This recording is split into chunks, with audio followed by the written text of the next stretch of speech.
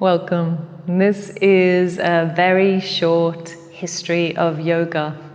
I find it's really interesting to see where yoga's come from and how it's developed and how it's been passed down to what we practice today. And the first texts that brought the word yoga through were the Vedas 3,000 years ago in India. So there were 4 Vedas, and these first mentioned the practices of fire ceremony and puja and rituals, and there were Brahmin priests who would say particular mantras and particular rituals that they did. The Vedas spoke about this a lot.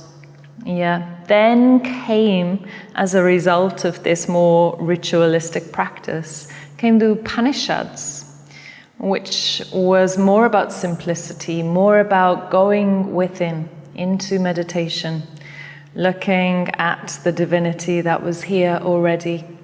And the Upanishads was a time when people started to go off into the countryside and form ashrams and study and be together in little sanghas out in the countryside, away from the cities.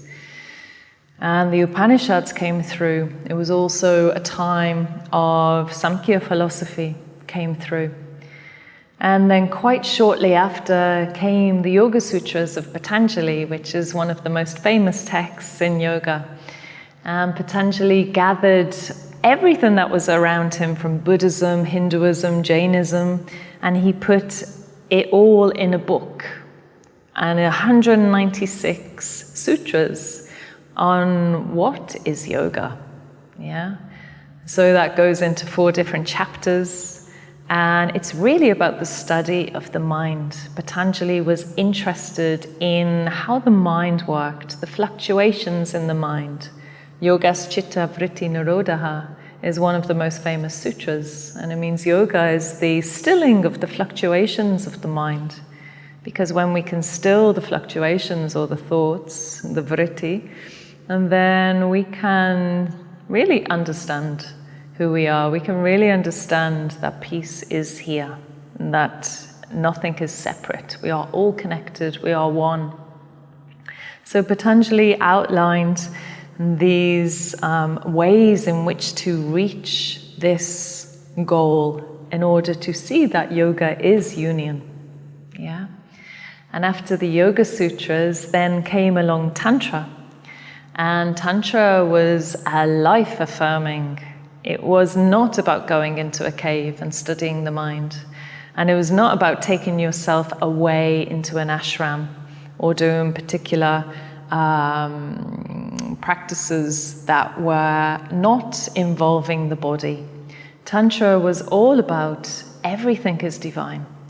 And this is what Tantra brought through. It was for everybody. It was for householders. It was for everybody was divine. So we can practice and we can use the body. So Tantra brought through the Hatha Yoga practices that we know today, like asana, pranayama. All of these practices that we do in yoga studios around the world are coming from Tantra. Tantra was life-embracing and very, very interested in energy. So they worked a lot with chakras, and they worked a lot with kundalini, and raising the energy and making the energy more powerful through the use of bandhas. So you could feel it, it was tangible, you could understand it, and you could raise it up. So you can see more clearly, so you can love more deeply, so you can feel more connected, you can feel and experience this union. So it was not about philosophy, it was not about coming from the intellect, it was about feeling and embracing. Everything in life is made of the divine, everything is coming from the same source. So then we should use it. A beautiful text that came through was the Vijnana Bhairava Tantra. And this is 112 meditations on how to find this depth, this peace, this union. It was a conversation between Shiva and Shakti. Shiva is pure consciousness, Shakti Shakti is the energy, and this is how Tantra started to describe the whole universe is made up of this. Yeah.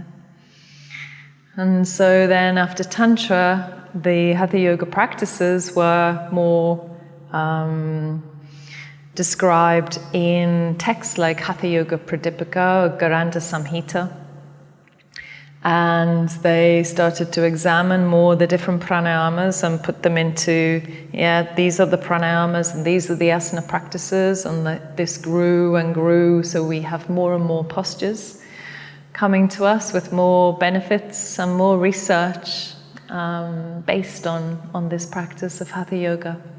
And then that came into the West, and it came through a teacher called Krishnamacharya, who was the teacher of Batabi Joyce, who is Ashtanga and Iyengar, who has the Iyengar yoga practice, and Desikachar with Vinaya Yoga. Indra Devi brought it to America. So he taught the teachers that we know and love in today's world, and these had a very strong impact on how we practice today. So a lot of the vinyasa flow, the power vinyasa, is coming from Ashtanga Yoga. And a lot of the alignment that we know is coming from Iyengar Yoga. And now there's many, many different styles. There's so many, I can't even begin to say them. So all of the styles of Hatha Yoga have come this way, and they've come from Tantra. They've come from this ability to embrace the physical body, to do these techniques that will take us into deeper places within us, so we can realize the essence of yoga, that is union, connection. Everything is one, and that changes our life. That really has a profound effect on how we live and how we breathe and how we relate and how we see and how we understand ourselves more deeply. So I hope this has helped you to just have a little outline of a basic history of yoga, and to see that it flows like this all the way through ritualistic meditation, going into caves, studying the mind, embracing the body, and then all these different practices, and how that's trickled down to our mat today. Thank you.